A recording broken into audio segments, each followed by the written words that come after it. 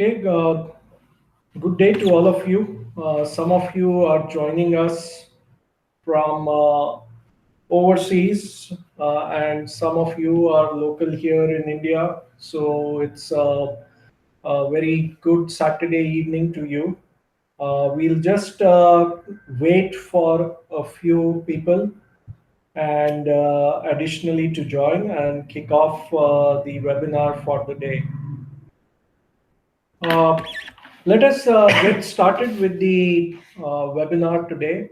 The key focus of this series of webinars that we are doing from Vroomble is to talk about the changing scenario of Indian automotive industry and the opportunities that it brings for all of us.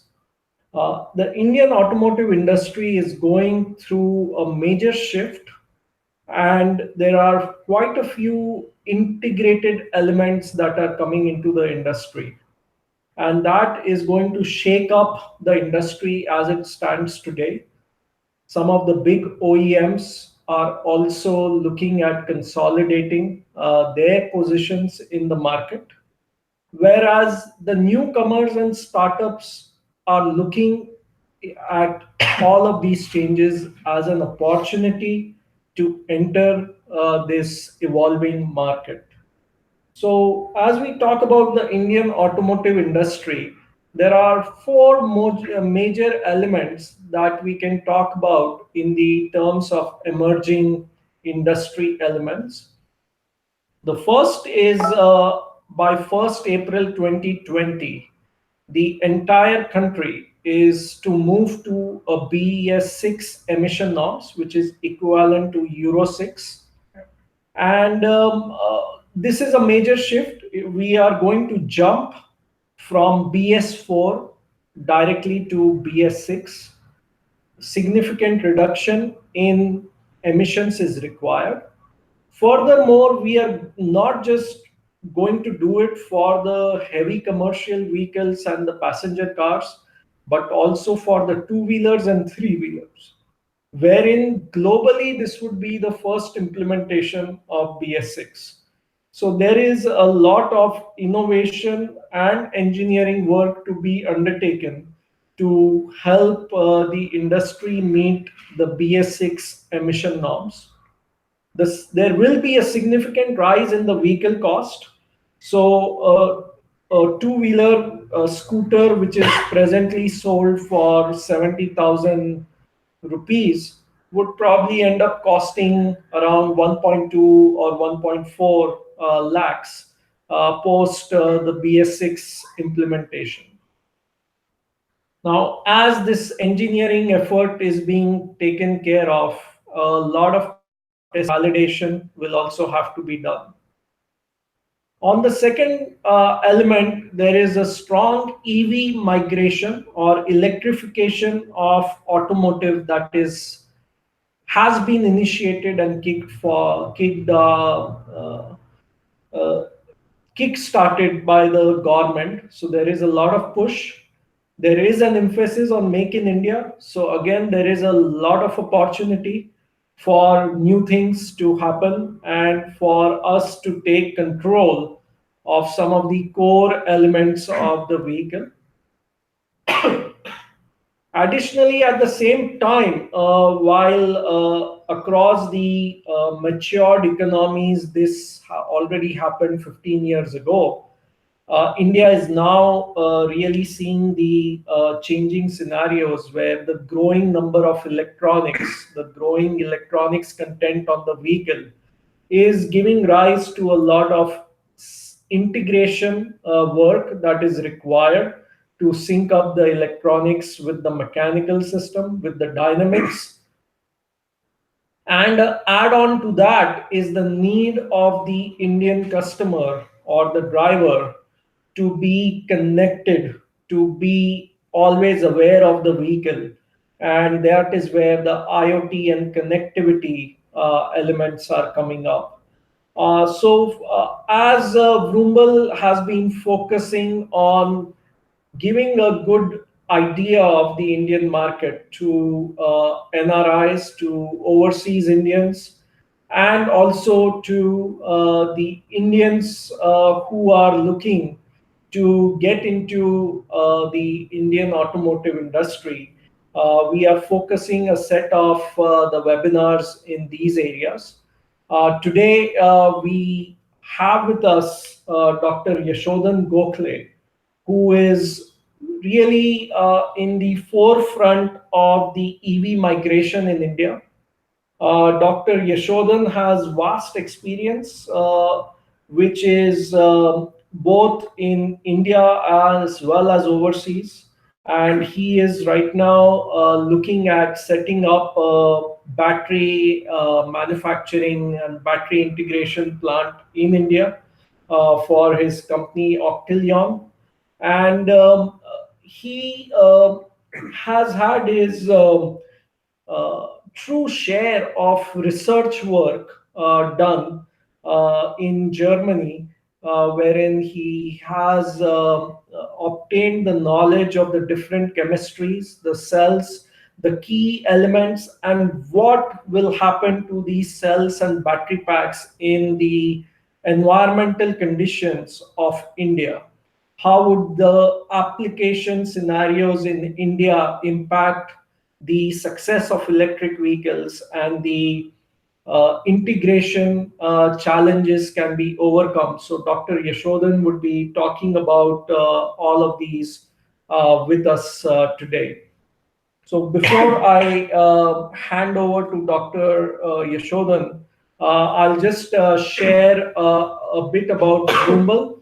And essentially, we are a service platform with subject matter experts on the side, giving a true taste and ground level research to overseas Indians, NRIs, expats, as well as giving the right career choices to Indians who are working in niche segments.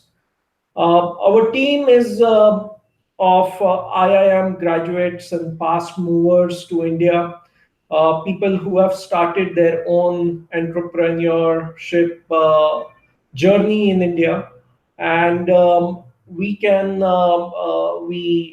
aim to provide an ecosystem to others so that they can go on to similar journeys and have a career in their area of choice. So, essentially, our vision is to make people's life easier with customized services through trustworthy networks of specialists across India. Key areas where we are supporting customers is in their career and business setup. So, employment in niche areas, including areas like the electric vehicle market, uh, helping startup realization, helping them get the life essentials that are required for having a day-to-day well-balanced life, and taking care also of the other elements which are required for a firm and successful future.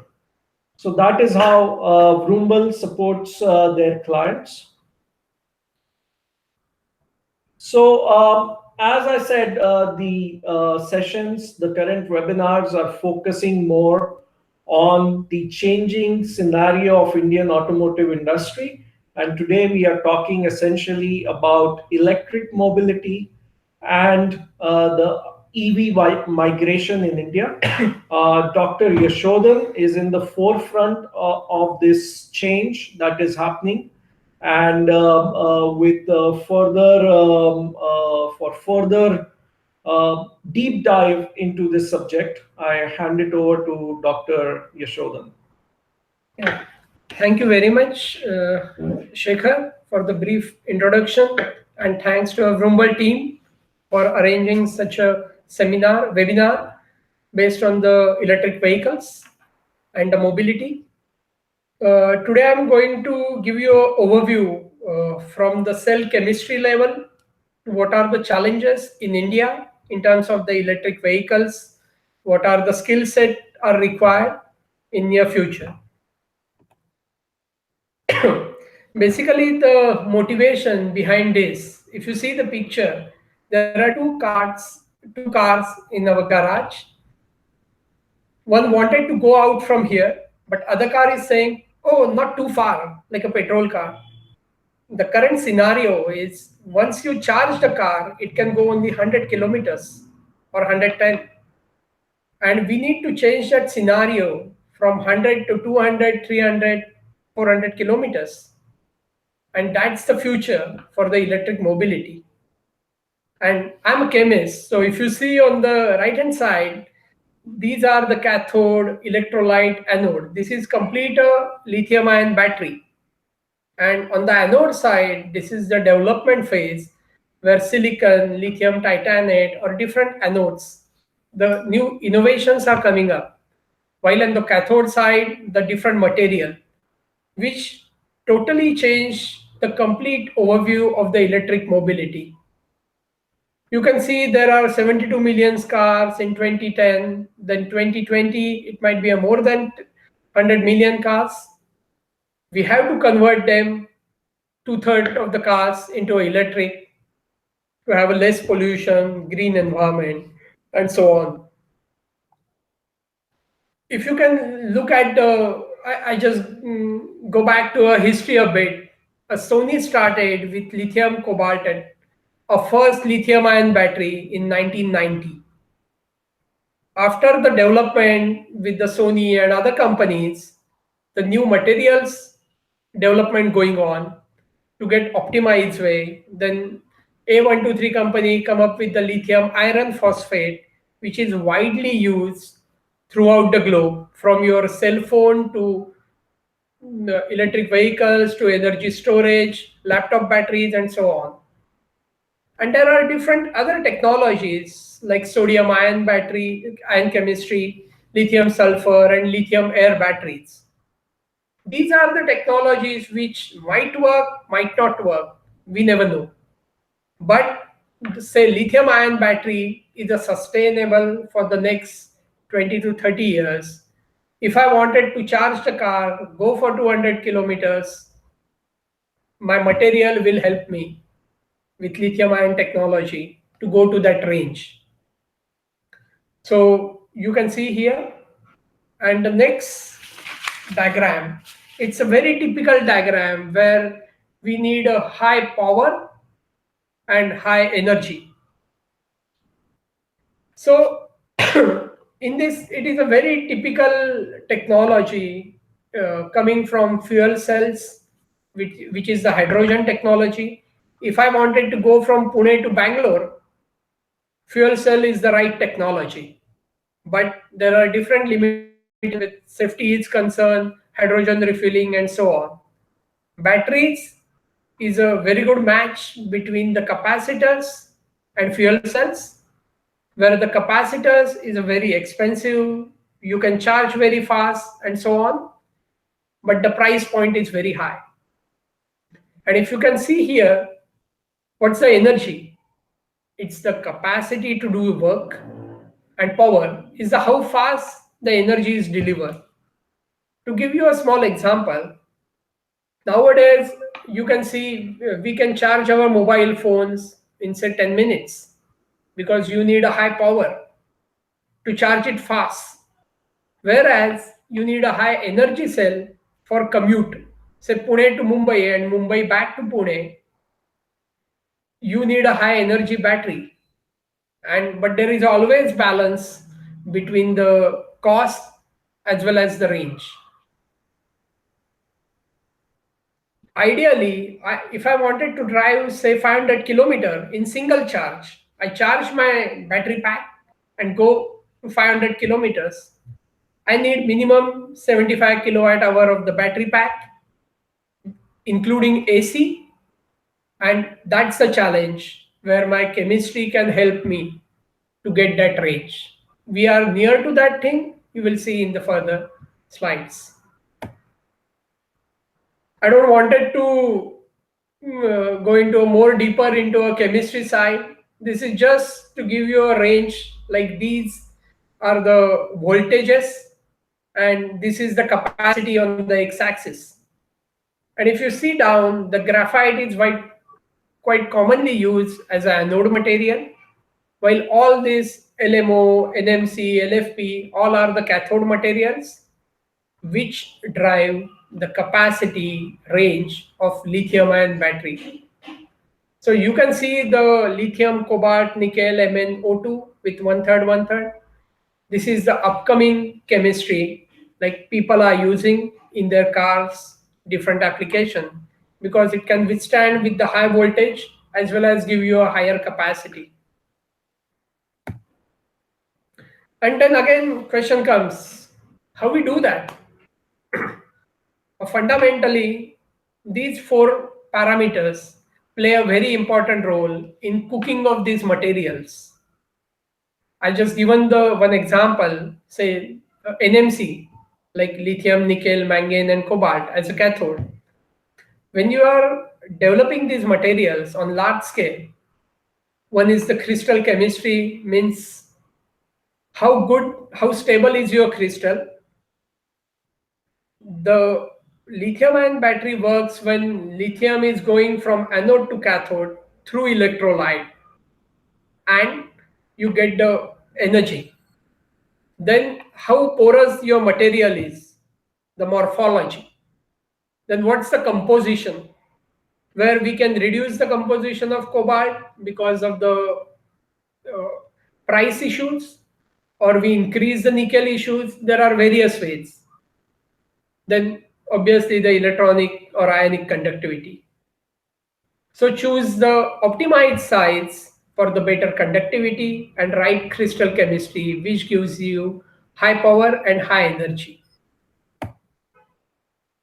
Then we make the material, synthesize on a big way. And this is the process, how you get your cell, whether it is mobile cell, laptop cell, or car battery cell. So you take the best, it is like a cooking at home. You take the material, you mix it, put some binder or put some solution, like making the, say, chutney or something, making the paste, good homogenized way, then coat it on the different way, and then dry it, then calendar it, and cut it. These are the step-by-step process where you can do that. And then you get to know the right thickness, right weight, density, and so on. Then you make this electrode with the paste processing. And then you can optimize the way and get the right electrode. If you make the right electrode, right recipe, then your dish is right, perfect, which is your lithium ion cell. It's like for example, like, or making a good wadi or something like that. Why I'm giving this example, those who are not familiar with the chemistry or the chemical processes, you can easily correlate with that. Then this is just one example of lithium titanate, which is quite expensive material for the anode chemistry, where this is very widely used. If you can see here on the left hand side, there is a capacity on the x-axis and the voltage on the y-axis. And you can see there are different numbers like 0.5C, 1C, 10C, like how quickly you can charge your phone or your cell. It depends on the chemistry and the performance and the crystal size. And on the right hand side, you can see there is a 160 number, like milliamp capacity, that is the theoretical capacity. You get it at very high C rate, and as well as at 100 C, which is where you can charge and discharge very less time, less than minute, or even fraction of that, you can get a good sustainable capacity. Like these materials using the lithium ion batteries, which can help you to build a good sustainable cell. Then it comes like, why in India? In India, the pollution, traffic, many other issues. If you ask me why I'm doing this, my vision is down the line, say 5 to 10 years, if I wait for a traffic light, I don't want it to smell the black smoke from the diesel engine, from buses. I wanted to shift to electric, where no pollution, no consumption of the fossil fuels, and it can save you a cost. If I put the battery pack in my vehicle for 3 to 5 years, I don't have to pay any single penny, just the plug-in or charging costs for your vehicle. Then there are various advantages, say independent of the fossil fuel, because the crude oil, see the prices today in Pune, say 80 rupees for 1 liter of petrol, and so on. It keep on increasing. Then reduction in the greenhouse gas emission, that's everybody knows. No less maintenance, basically less wear and tear of the parts than the diesel engine or the petrol engine vehicles. For two-wheelers, there is no license and registration is required. Then government is putting some incentives to promote to buy the electric vehicles in India. But there are always pros and cons at the moment, because we don't have any charging infrastructure. Say government has put almost 6 to 7 million electric and hybrid vehicles. They have a plan to 2020, where cost is 14 crores, out of which government given almost 6% of the cost in initial 2 years. If you want to adopt the more electric vehicles, say major cities, say metro cities like Delhi, Mumbai, Bangalore, one of the key challenge is the charging infrastructure. Unfortunately, we don't have it. And with the chemistry price point is concerned, I cannot take my EV, my electric vehicle, for a long distance journey because I have a range anxiety. I can see I'm tied up in the traffic jam, and my battery as on the indicator showing only 50%. And what to do? People in the car get panic. So I have to figure it out how I tackle these issues. There is one more thing, where the low investment in the charging infra due to lack of standards. There is no regulation yet for the charging EV, which is the socket point. Shall we follow the US standard, China's standard, or something have our own? Then if we have a government has very plan to have a 2030 100% electric, which is very good if you ask me, for a pollution free clean atmosphere. But can we really make it? I don't know yet. And we have to work with the voltage limit with 48 volt to 72 volt. But so far there is no international standards available for charging of these vehicles. And we need to increase the charging stations on a mass adoption, basically like a petrol pumps. When it is started initially, there is a big hurdle, like which way to put the oil petrol pump or diesel stations. But things change as the time progress, and we need to deploy the retrofit way, hybrid way, or semi-hybrid way. Then some of the key drivers in terms of the EV growth is concerned. I figured out few points. If you have a question, you can put it in the chat window later on. The integration of electric vehicles should be a product portfolio in the OEMs, basically. It should not be only a prototype way. And the one way to go initially with the buses, because say more than 50% of the transport in the major population in India goes by the buses, local public transport. where electric buses, because the route is fixed, you know where in how much time the bus stops for that station. So in a design in the right way to have a charging infrastructure there, then it should be at least one electric vehicle model for the OEM. Then strict regulation on the CO2 emission and the investment of billions in subsidies and incentives. Then electric mobility value chain collaboration. We need to develop, collaborate the ecosystem in a such a way that the value chain, all the parts from cell to pack level and then charging infrastructure should be done here in India. That's a way to go with the Make in India way. Then, as I mentioned earlier, OEMs are offering with the home charging solution with customers and purchase, which is lack still a big issue, public charging stations. Then, as I mentioned earlier, customer in a fear whether my battery get completely drained if I go very fast or very slow in the traffic. So depends on the consumer perception.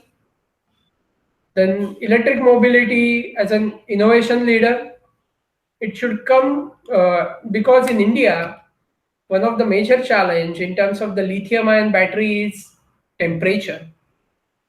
If you increase the temperature, like the southern parts of India, or say Nagpur, Chennai, Kerala, where the temperature, humidity plays a very important role, which is a killer for batteries, lithium ion batteries. So we have to find out some different alternate solutions where we can maintain the temperature. Then OEMs need to continue the modifying their platforms and support for the variety of the fuel technologies like plug-in hybrid or full electric vehicles and so on. So with me, yeah, you can join. Yeah. Shekhar. Thanks, Yashodhan, for giving a very good idea of what is the key elements from the chemistry perspective. Uh, as we look at the electric vehicle, obviously the cell and the battery is going to play a major role. But as Dr. Yashodhan pointed out, charger is very important. The batteries have and the charger need to interact in a certain manner, and the battery management system becomes important as well. So are the sensors for measuring different parameters and making sure that everything is working within limits. The motor controller, torque multipliers, those are the things that are getting the torque to the wheels, and they play an important role as well. And bridging the two is the supervisory control of the vehicle, wherein the vehicle controller and the driver interaction and the information to the driver from the vehicle has to be available as well. And a lot of this would require engineering or re-engineering as we develop a full EV. Just for the sake of completeness, I have a system block diagram of electric vehicle and the significant components that are required. And that is just to show the interactions of different components, the motor, the battery management system, and the cells, and the power getting to the wheels. And all of these are to be developed from scratch in some of the cases for some of the platforms. So there is a lot of engineering effort which is required. The end applications could range from automated guided vehicle, which is never going to be on the roads directly, to a forklift, all the way to a small commercial vehicle, truck, the passenger cars, and the list can go on and on in terms of the applications for the electric powertrain. Now, as India is moving down this path, there is a timeline struggle. Typically, the engine and vehicle launches take 5 years of development effort, and now we are trying to hurry up and launch EV platforms before 2020. And the quantum of work to be undertaken is significant. As Dr. Yashodhan pointed out, a lot of understanding needs to be developed with regards to the Indian climatic conditions that will challenge the EV technology and the capability of the cells and battery to deliver the power that is required. And just to add with him, like in India, normally there are battery manufacturing research centers. SICRI is one of that. The Central for Electrochemical Research Institute, which is based in Karaikudi, and they also have the pilot prototype in Chennai.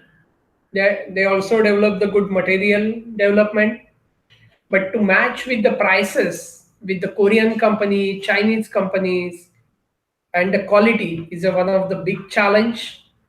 Then ISRO is doing some efforts in making the lithium ion cells in-house, but the cost is a big challenge again. And as he mentioned, the given the roadmap, the skill set is another issue. Like we need to develop with the different combination from mechanical background, electrical, chemist, system integrator, and so on to develop the right battery pack for the right application. So with that, as we look at the ramp up of this technology, one of the things that we see right now, the currently available two-wheelers and three-wheelers in India, which have been electrified, have been done with only integration efforts, and the components are coming from China. So if we see really on the research and engineering side, there is low to zero innovation. There is no localization of the key components. The biggest challenge, which is very little India specific data collected. So the products were not engineered for India. So there is going to be patterns that are seen and failures that are seen which were never seen before. And the last element is no cost optimization has been done. The technology of these components does not even reside in India. So the gap is significant. If we really want to make a cost efficient electric vehicle, the gap is significant to be overcome. And there will be stages in which we may be able to get to it. Many system level challenges as well. Today we were talking about battery performance. We talked a bit about the climate conditions, and that will call for thermal management, that is taking the heat out of the battery and dissipating it. There is the state of charge and state of health determination, which again will be impacted by India specific factors as well. And the ability to test these components and these independent aggregates that need to be built together, like the motor and the motor controller, those challenges are there. We cannot afford to test everything on the final vehicle. they have to be tested at the component level as well. So today, if we talk about the gaps, close to 80% of EV powertrain components are imported. There are no cell manufacturers in India yet, and that is something Dr. Yashodhan is also trying to fix for the future. May not be for the this initial 2020 kind of plan. Global pack integrators are setting up base, and there will be tier ones who already exist in India who are currently supplying to the Tata Motors some other components, and to the Maruti Suzuki some components of the traditional vehicle. They would be venturing into pack integration. There are a lot other small electronic components and electrical components that need to come together. Today, they also remain imported, and they will be soon getting localized. Motor and motor controller, again, that is something that will soon be on the pipeline for getting local manufacturers, and the vehicle controller. So again, here there is a challenge because currently our OEMs know only from the global suppliers. They have not developed their own feature sets for the vehicle, and the EV will challenge them to do that. And as you mentioned, just to add on, like normally battery pack, lithium ion battery cells, and the BMS, battery management system, for any electric vehicle, whether it is bus, car, two-wheeler, or rickshaw, it acts like a heart and brain. So BMS controls everything, the voltage, temperature of the cells, and cell will perform like a heart pumping the energy. And in the coming future, I'm sure with the OEMs, the tier one suppliers will do the things here locally and fulfill the goal for 2030 or 2025. So the other gap is in the development, the component and vehicle level validation, the testing that needs to come about. We cannot rely on test data which is not generated in India because the conditions will be very, very different. And that is a significant gap. This is one area that we think also could be a viable area for entrepreneurs to get into, or startups to start looking at, if they want to be in the core engineering areas. This is a big gap, and there is a significant shortage of the infrastructure as the knowledge to work on this. So that kind of sums up what we had today. I request everyone to share their questions in the chat window. We can start with question and answers. Again, this was just a overview, and just to get you start thinking. There may be things that we have not talked about at all. If you have something on your mind, please do write it on the live chat window. I'll take the first question, which is from Amol Deshmukh. This is to Dr. Yashodhan. You have mentioned the challenges for charging stations infrastructure for on roads in India, but how do you see the infrastructure set up for charging stations at homes? At homes, like at the moment, for the slow charging, the small example, you go to office, come back every day. One IT guy or any guy or girl who works in the different industry drives 50 to 60 kilometers. The people are working to develop the battery pack, which is less than say 8 kilo, 7 kilo for two-wheeler. You can take out that battery pack very easily. The housewife can also hold that, come to a home, do it in the normal charging. For the cars, come home, put plug in for say 3 to 4 hours, and you are done. So these things are working up, and there should be a standard protocol. Government Niti Aayog is also coming up with the like how we help in the grid stability, to balance the exact way in terms of the electricity suppliers also coming up to help that way.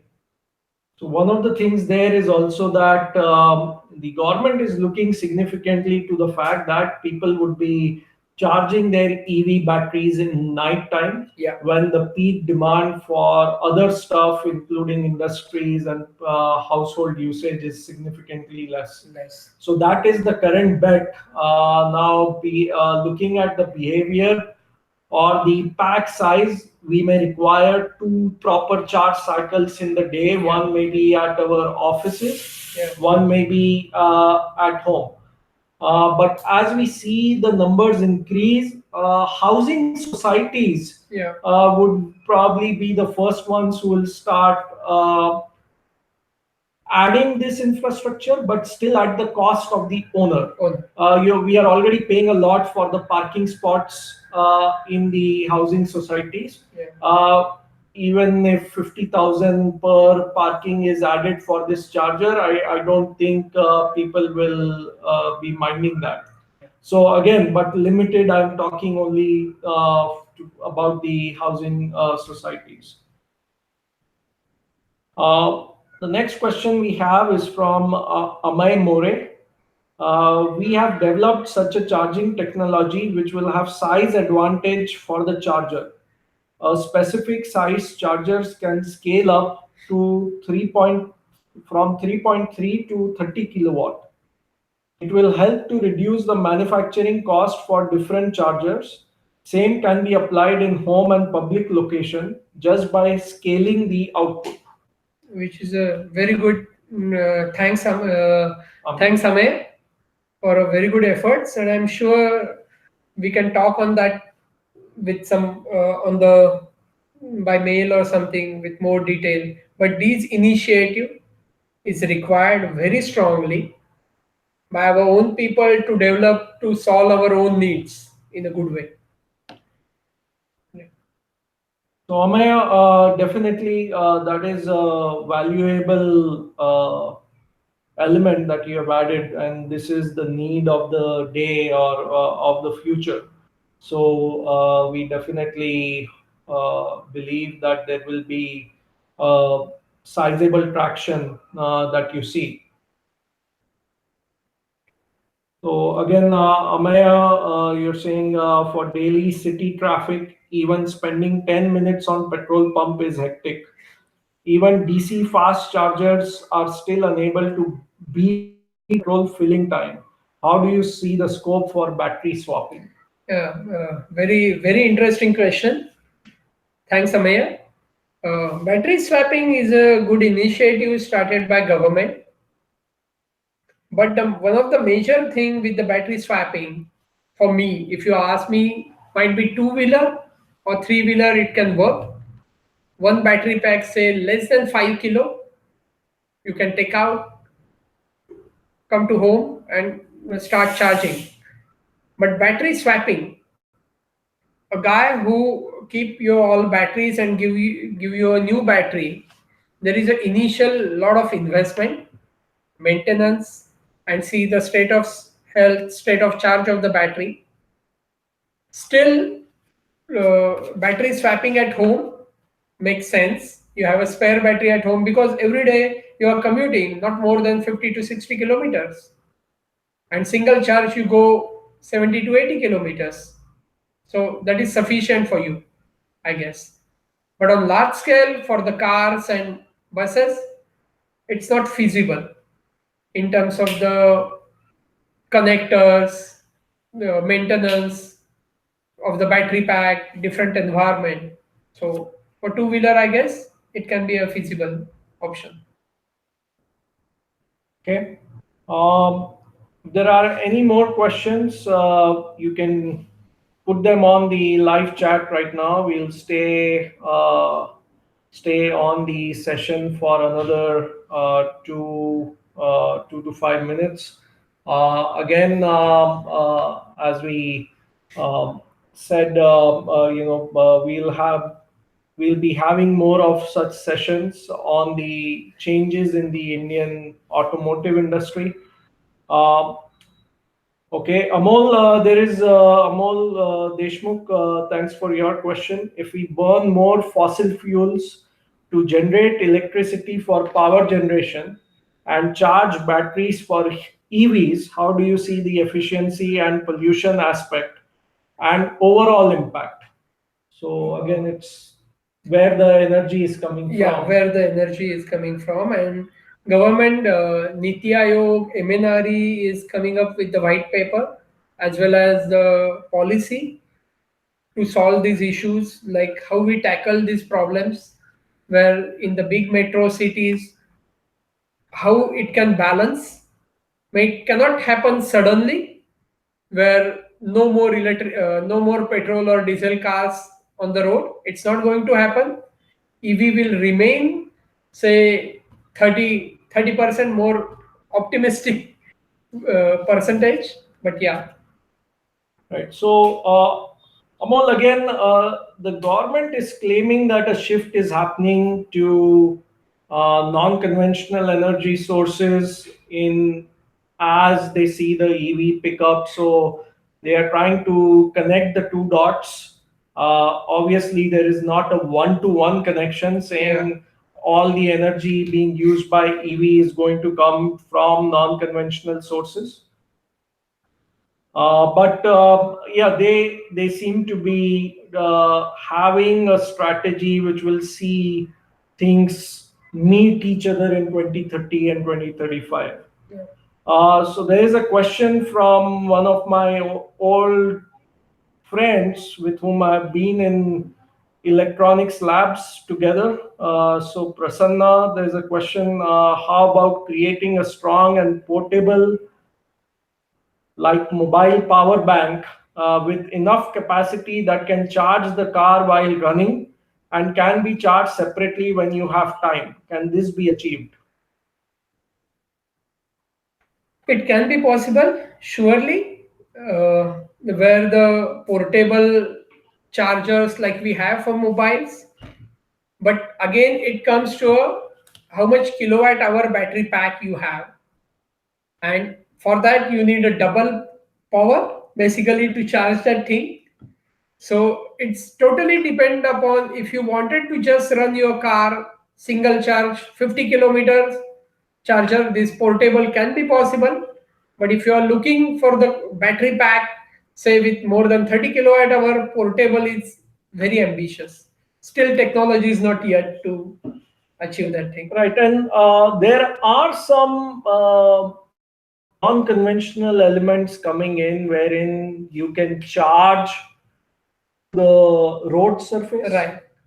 through the every speed breaker that you go over Yeah. can actually give you spikes that can help you charge.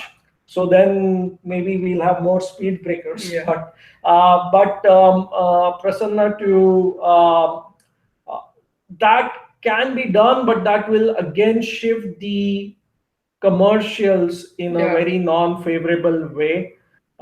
You have added one more question. Basically, another possibility that Prasanna is saying is if we can think of a solar panel to charge battery while standing in car park. Again, this has been Demonstrated. People right? are doing on that because the country like India, more than 300 days sunlight, and we are still half of the India is no electricity. It's irony, but that's the reality. Because the cost issue as well as the quality, because in India dust, pollution, cleaning the solar panel, various factors add on to give the good efficiency for the charging. The other thing is the solar panel again will be giving an output at a different DC voltage Yeah. output. And then again, we need some electronics and converters to take care of that. Um, so the total cost of the system again becomes unfavorable. Uh, EV is already in an unfavorable zone, Yeah. and that's the thing, right? Yes, all these things can be done. There can even be enough space. There have been concepts which have been shown with 6 panels coming across Yeah. the vehicle, and being able to do this efficiently. But then taking it into a production solution is a challenge. Uh, Amaya, again, with the ranges of the charger, totally agree with you. But the way the government proposed that on the charger modularity Yeah. was that they could, if there is a if there is a bank Yeah. of chargers coming from same supplier, I think the supplier is fine. But the government was wanting that they could take out one of these banks, one of the chargers in the entire bank of chargers, and be able to replace that with a charger supplied by another manufacturer. Yeah. And that is where the whole warranty equation and ownership equation turns very ugly. So that is where the modular chargers needs to really be emphasized, whether what level of modularity and cross functionality can be achieved. And Amaya, thanks for all both the questions.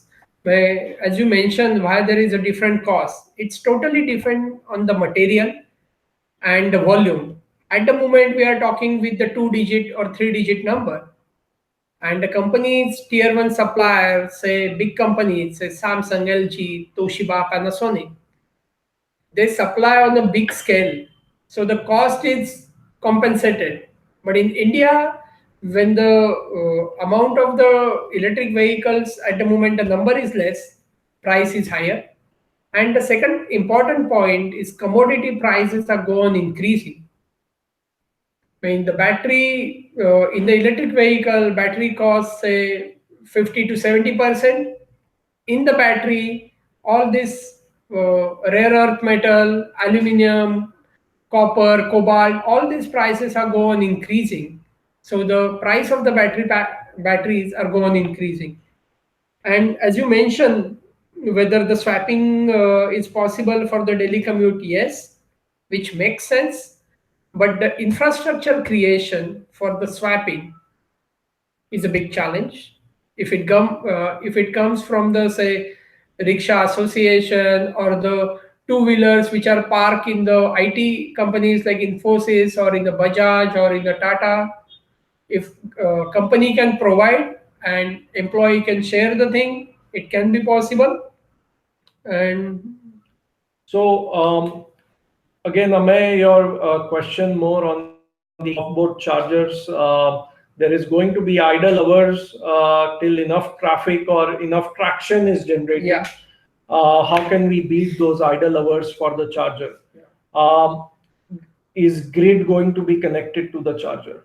Well, there is a talk about the grid connection. Some of the specs also lay it out, but again, today we don't have a firm spec yeah, in India which will answer this question. So there are a lot of players involved in this.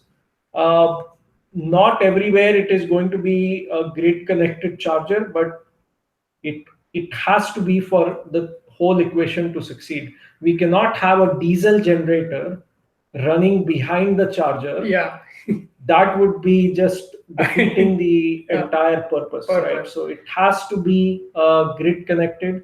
It Yeah, has to have a revenue sharing model yeah, between the customer, the OEM of the vehicle, the power utility company, and the charger provider. Again, it will take time to evolve.